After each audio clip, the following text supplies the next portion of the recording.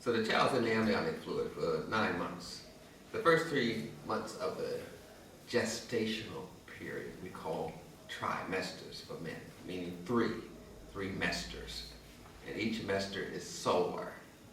3 months is a solar number. 3 is solar. So we divide the growth and development of the child into 3 sons, which they call the triad, or give us some mystical number there. 3 is a solar number. 1, 28, all those other numbers are lunar numbers. The uterus itself is on a solar schedule. The ovaries are on a moon schedule. Ladies menstruate 28 days. That's lunar. The uterus itself is solar. There are 2 different cycles synchronized by melanin.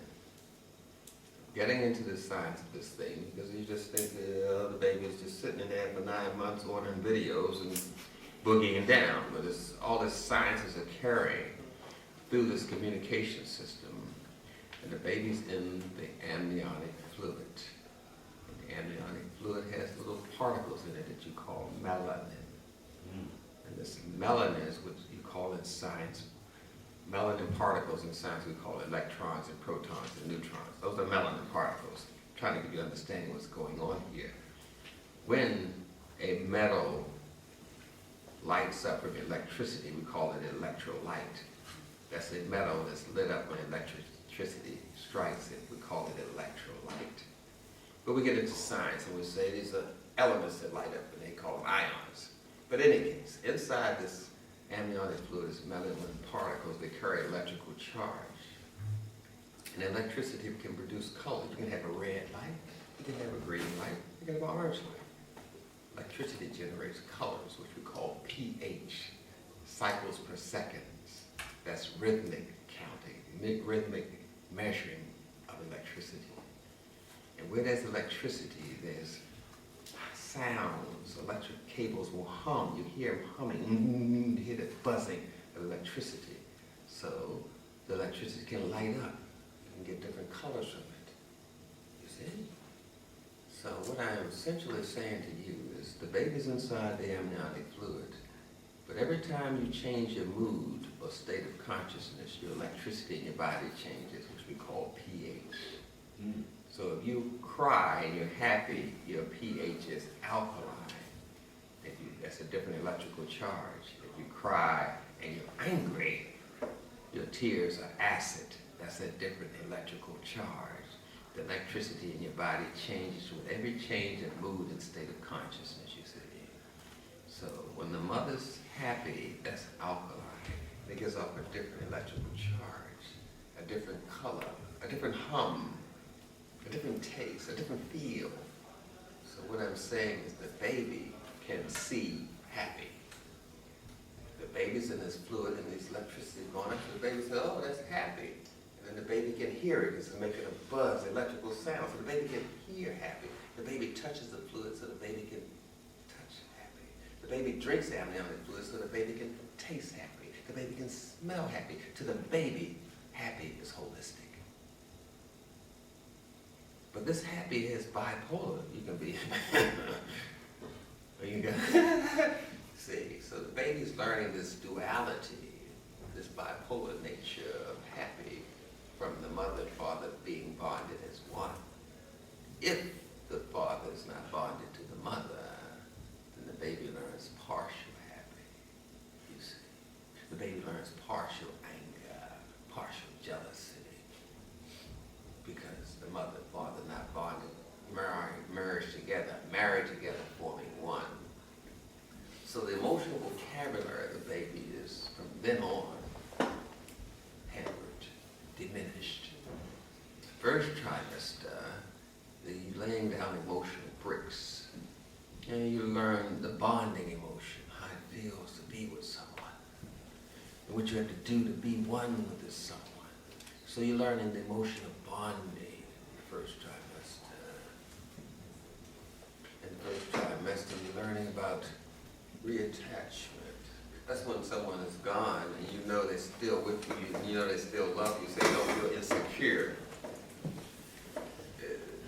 teach that with a game called peekaboo. It's a game you play with children called peekaboo. I don't know whether parents do that anymore because everyone is so digital, you know, everyone's so modern. Heavy on the dern, less on the hard. Everybody's dern. So nonetheless. What I'm saying is reattachment. You practice these games saying peekaboo. Baby see you and baby don't see you. So baby see you, don't see you. It attaches, reattach. Attach, reattach. So you learn the bipolar nature of reattachment, you see. And when that isn't learned quite well, the baby easily gets angry. So you'll see a lot of angry expressions on rap CDs. You say, damn, why is that anger there? Because they failed to establish the emotion of attachment, you see. Or they failed to bond properly, so they're always anxious and hurt. They just hurt. They tell them, slow down, slow down. They have bonding problems, you see? Because the emotional vocabulary wasn't established properly. Because we don't understand the process of the mind and woman merging together and forming one. And this whole thing is about producing a technology called a child. A child is a technology that advances a culture. A child is not a child. A child is a tool that a culture uses to advance itself and to solve its problems. A Jewish child solves Jews' problems. A Japanese child is a technology that the Japanese use to solve their problems with Europeans. You got it? Establish a car industry to kick it. You follow what I'm saying? So they raise their child as a technology to improve their culture. So we're looking at the child as a technology that advances a culture. No computer can advance a culture, only children do. You follow me? No computer, no car, no education. Only a child can advance a culture because you are somebody's child yourself. You see what I'm talking about? So we're looking at the child as a technology. It's our cultural statement. We raise our children to solve our problems. Japanese raise their children to solve their problems. Of course, we get into the whole dynamics of being a Negro, which advances white culture. That's another subject altogether. So in the second trimester, certain emotions should be established. The child learns identity and competence. You see, they sure themselves. They know how to pursue things and get it done. They're competent of themselves. They're not easily embarrassed. Well, I don't like talking in front of people. I don't know why. I don't feel comfortable easily embarrassed. You see, because they don't have the confidence. So each trimester or solar counting system is a part of the emotional vocabulary the baby has to develop in order to have the emotional budget, in order to have the emotional expense account. You have a budget for your car. When you get the oil change, when you buy tires, you have a budget. You have an expense account, how much gas you're going to buy. But for the most valuable product you have, the emotions, you don't have the emotional budget. You don't have the emotional vocabulary. You don't have the emotional expense account. Therefore, everything is done through manipulating your emotions.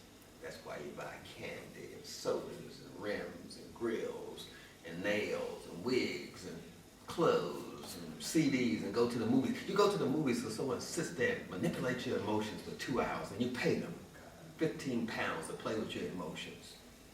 Because that's all you pursue in the rest of your life. Because you're emotionally damaged. You see? And all these things happened before you were born. The preamble for your destruction is already emotion. Okay, let's go to the third trimester. I'm just trying to give you an idea of how valuable this is, that the mother and father are bonded together, because that is the only way that we can solve this problem called oppression, racism, whatever you want to call this thing, because we are not free people. I'm just trying to say what the ingredients are. We need to be free. We're missing the point.